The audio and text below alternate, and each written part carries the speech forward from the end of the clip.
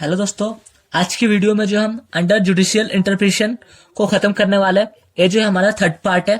Okay, हमने जो इससे पहले सेकंड और फर्स्ट पार्ट बना रखा है, उसका लिंक जो है मैं डिस्क्रिप्शन में दूंगा। उसमें मैंने फर्स्ट पार्ट में तो प्रोटेक्शन ऑफ रेवेन्यू जो है और उसका केस लॉ को डिस्कस किया है।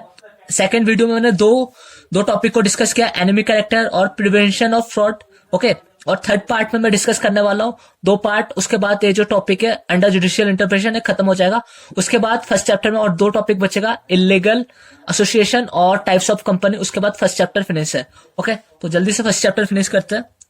इसके प्ले लिस्ट में हमने कितने 5 वीडियो बन गई और 3 वीडियो के बाद चैप्टर खत्म, फर्स्ट चैप्टर। ओके, तो फर्स्ट टॉपिक है अवॉइड ऑफ वेलफेयर लीगलाइजेशन। तो इस टॉपिक का मीनिंग क्या है? तो इसके ऊपर एक केस लॉ है। टॉपिक तो आपने पता कर लिया, avoid of welfare legalisation. Case law है Associated Rubber Industry Limited versus Associated Rubber Industry Limited. ये दोनों कंपनी सेम कंपनी है, इसलिए सेम नाम है। ओके, तो बताता हूं इसमें क्या होता है। इसमें एक कंपनी होती है। ओके, एक कंपनी होती है, तो वो कंपनी क्या करती है, उस कंपनी को जो है बहुत ज्यादा प्रॉफिट होती है। तो मैंने लेकर रखा है उस कंपनी को बहुत ज्यादा प्रॉफिट होती है। तो प्रॉफिट होती है, तो अगर कंपनी को प्रॉफिट होगी तो कैसे होगी? एम्प्लॉय के थ्रू होगी। तो जो प्रॉफिट हो रहा है तो एम्प्लॉय को उनको क्या देना होता है? बोनस देना होता है, ताकि वो उस कंपनी के लिए काम करे। तो उस कंपनी को जो है एम्प्लॉय को बोनस देना होता था, क्योंकि प्रॉफिट में चल रही थी, तो काफी ज्यादा बोनस देना होता था सभी एम्प्लॉय को। ओके, तो कंपनी ने सोचा कि हम तो सबको इतना बोनस दे रहे हैं, तो हम क्या करें? तो मैंने लिख रखा है कंपनी ने सोचा बोनस ना दे। ओके, मैंने बताया कि कंपनी जो सबको इतना बोनस दे रही है, तो कंपनी क्या करे कि सबको इतना बोनस ना देना पड़े। ओके, तो मैंने ये लिखा है सेकंड पॉइंट में। थर्ड पॉइंट में मैंने क्या लिखा है? कंपनी ने क्या किया एक आइडिया लगाया। उसने क्या किया? अपनी एक दूसरी कंपनी बना ली। तो मैं देख सकते हो, तो उसने एक दूसरी कंपनी बना ली अपनी।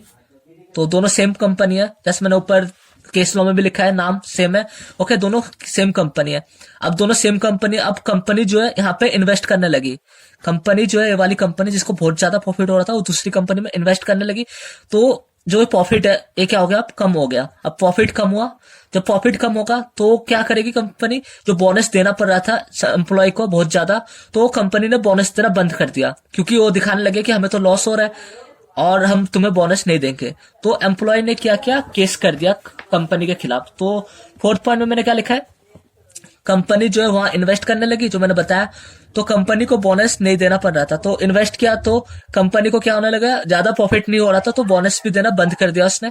तो जब एम्प्लॉय को पता लगा, तो एम्प्लॉय ने केस किया। जब ये केस कोर्ट में गया, तो कोर्ट ने जज ने क्या कहा कि जज ने कहा कि दोनों कंपनी, जो तुम्हारी दोनों कंपनी है, वो क्या है? तो दोनों कंपनी सेम है, तुम उसको अलग नहीं दिखा सकते। दोनों कंपनी तो तुम्हारी सेम है। ओके, तो मैंने लिख रखा है दोनों कंपनी तो तुम्हारी सेम है, तो दोनों कंपनी को तुम अलग नहीं दिखा सकते। दोनों की इनकम भी सेम है, दोनों की इनकम सेम है, तो तुम्हें जो है एम्प्लॉय को बोनस देना होगा। और नहीं देंगे तो कंपनी की गलती नहीं है, कंपनी को नहीं पकड़ेंगे हम। किसको पकड़ेंगे? डायरेक्टर जो ये सब कर रहा है, तो हम डायरेक्टर को पकड़ेंगे। ओके, तो एक केस लॉ था कौन सा? Avoid of welfare legalisation. Welfare means company का वेलफेयर की बात कर रहा है इसमें, ठीक है। और पांचवा जो है केस टॉपिक है to punish for contempt of court. Okay, contempt of court, इसका मतलब क्या है इस टॉपिक का मतलब है कोर्ट के ऑर्डर को फॉलो ना करना। ओके, लिख रखा है मैंने इस टॉपिक का बेसिक क्या होता है, कोर्ट के ऑर्डर को फॉलो ना करना। इसको मैंने एग्जाम्पल के थ्रू अच्छे से समझ आएगा। तो मैंने एग्जाम्पल लिख रखा है। एग्जाम्पल क्या है?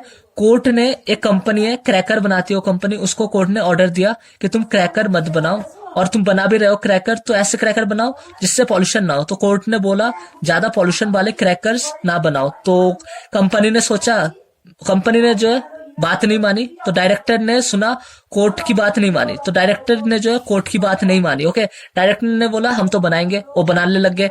तो कोर्ट को जब पता लगा कि डायरेक्टर तो मेरी बात ही नहीं सुन रहा, तो कोर्ट कंपनी को सजा नहीं देगा। इस केस में क्या होगा? कोर्ट अब कंपनी को सजा थोड़ी देगा इसमें कि कंपनी की गलती है, मेरी बात नहीं मानी। कोर्ट किसको बोलेगा? मैंने तो बोला था डायरेक्टर को। तो कोर्ट किसको पकड़ेगा? डायरेक्टर को पकड़ेगा, कंपनी को थोड़ी पकड़ेगा। डायरेक्टर की गलती है कि उसने कोर्ट की बात नहीं मानी। तो ये to punish for contempt of court. Court, इसका मतलब होता है कोर्ट जब कोई ऑर्डर दे और उस ऑर्डर को ना माने, तो उसके खिलाफ कोर्ट केस कर देती है। ओके, तो ये हो गया हमारा पांचवा टॉपिक। और ये जो अंडर जुडिशियल इंटरप्रिटेशन का टॉपिक है, सारे खत्म हो गए। अब हम नेक्स्ट टॉपिक में बताएंगे इलीगल एसोसिएशन। ओके, तो हम नेक्स्ट टॉपिक में नेक्स्ट वीडियो में बताएंगे। ओके, इस वीडियो के लिए बस इतना ही।